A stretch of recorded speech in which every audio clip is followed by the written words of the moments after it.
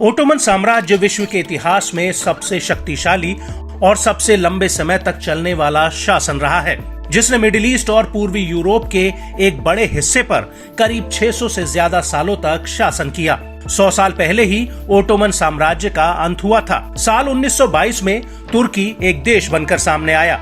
मौजूदा समय तुर्की में राष्ट्रपति रेसिप तैयप एर्दोगन का शासन है, जिन्हें एक ऐसा नेता माना जाता है जो ओटोमन प्रभाव को वापस दुनिया में लाने का सपना देखते हैं। इसी डगर पर चलते हुए एर्दोगन खुद को अरब देशों का नया खलीफा बनाने में जुटे हुए हैं। इसी कड़ी में तुर्की लगातार हथियारों के मामले में आत्मनिर्भर होने के साथ साथ एक बड़ा निर्यातक बनकर उभरा है। बीते दिनों तुर्की ने अपनी सबसे लंबी दूरी की सतह से सतह पर वार करने वाली मिसाइल कारा एटमाका का सफल टेस्ट किया था। दावा है कि अमेरिकी निर्मित हार्पून मिसाइलों पर निर्भरता कम करने के लिए तुर्की ने स्वदेशी एटमाका मिसाइल विकसित की है। ऐसे में हालिया कदमों से साफ होता नजर आ रहा है कि एर्दोगन का मकसद तुर्की को अपने पुराने स्वर्णिम दौर में ले जाना है। इसके लिए एर्दोगन ने पिछले कुछ सालों से तुर्की के डिफेंस सेक्टर में खासा जोर देना शुरू किया है, जिसकी बदौलत वो तुर्की को शीर्ष हथियार सप्लायर देशों में शुमार कराना चाहते हैं। ऐसे में तुर्की अब उन मुस्लिम देशों को अपना टारगेट बना रहा है जो पश्चिम या रूस से महंगे हथियार खरीदने में सक्षम नहीं है।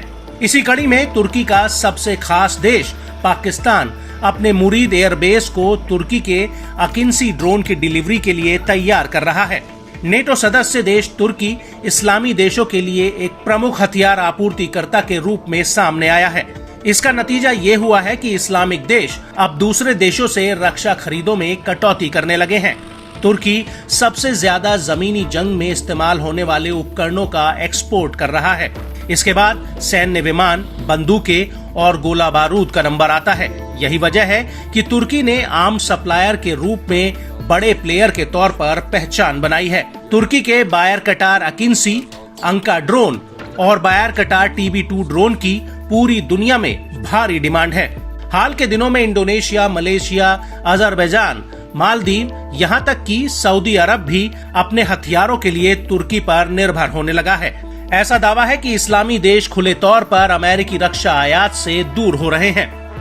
आंकड़ों के लिहाज से देखें तो साल 2014 से 2018 के दौरान वैश्विक हथियारों के निर्यात में तुर्की की हिस्सेदारी महज 0.7% थी। वहीं साल 2019 से 2023 तक तुर्की के हथियारों के निर्यात में 106% का इजाफा हुआ।